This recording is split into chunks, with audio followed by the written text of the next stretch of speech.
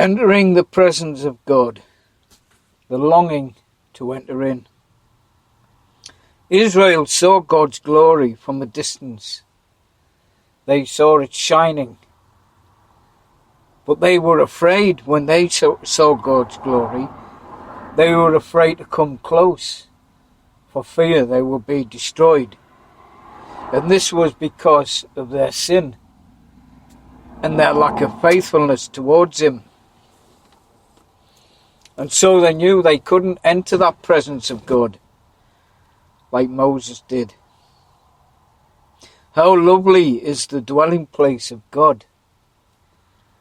A place where all should be longing to be, to enter into. Not worshipping from afar. And God's purpose, the Father's desire, the Father's heart, is for us to draw near to Him, right into His very presence. This has always been His desire. This has always been His longing for us to enter in to His presence. With clean hearts and righteousness, we can enter in with confidence to feel His tender mercy and His loving protection around us. And in that presence we find the shelter from the storms that we're looking for. When it all becomes too much, He just says, come, come. But many are still like Israel of old, afraid to draw near, afraid to enter, because they think they're not worthy, because they think they're sinners, and because of our iniquity, many are afraid to draw near to God. And through Christ we have access to the Father, to come close to Him. The work that was done for that to happen, for man to be able to be in the presence of God once again. His eyes watches the righteous. He listens to their prayers and to their yearning and to their cries and tears. And their desire and longing should be for Him, the sons and daughters, longing to enter in through that door, that open door. With rejoicing, our heavenly playground is in the courtyard of God. And when we need comfort and rest, the throne room door is open. Our hearts and flesh cry out for the living God, day and night, to be with Him, to escape from this wicked world, to escape from the flesh, to escape our iniquity and sin and unfaithfulness. We don't want to be like Israel of old. The sons and daughters have that within them, that longing and yearning and desire to be in the presence of God.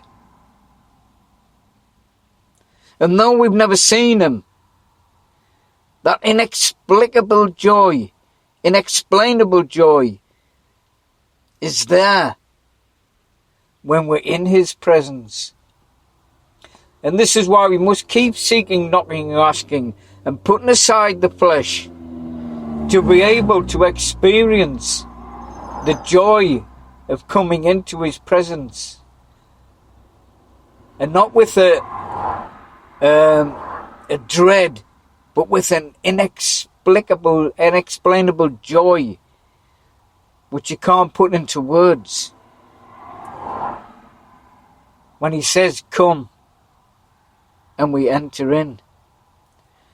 And in that presence there is no sorrow or pain, only joy. It's a worthy desire to be cultivated, and it can only come from the revealing of Christ in you. To experience His presence and bathe in that presence when the fullness of it comes. Many feel distant from Him, and many feel He's not heard their cries because they feel unworthy. The distance between man and God is through sin. So many will never experience the glory of God or the presence of God because they choose sin. The gap should not be between us and God, but between us and sin.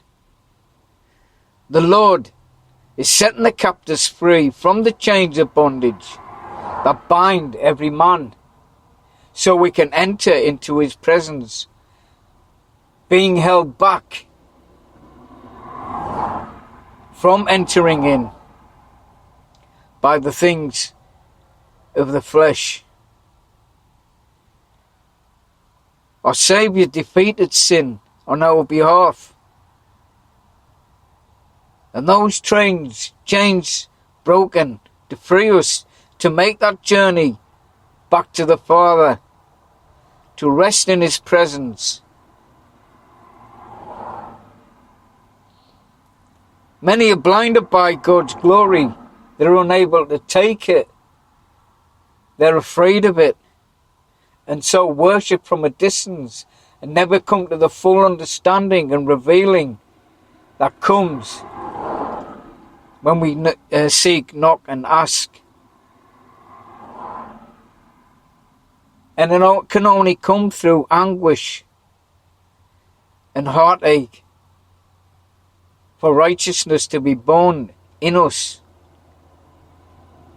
and so leave behind sin once and for all time.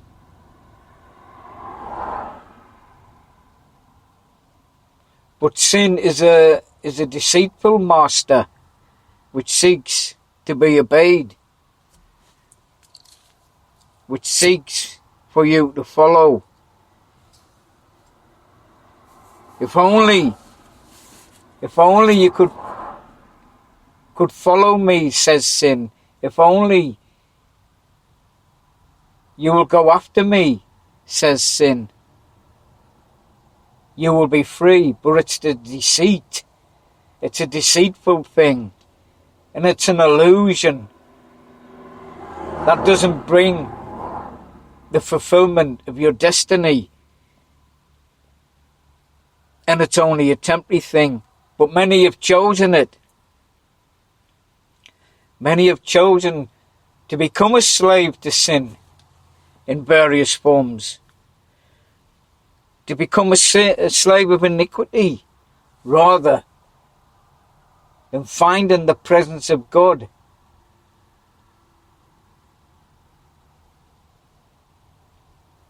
And He's not very far from us. Some might say the journey's too hard, it's too long, I can't complete it. But those with that true love for God will be able to find it. They will be able to see God's glory, and they will be able to enter in to God's presence. The sons and daughters are a blessed people. The sons and daughters are a chosen people. At this moment and age and time of revealing of all things. Peace and love.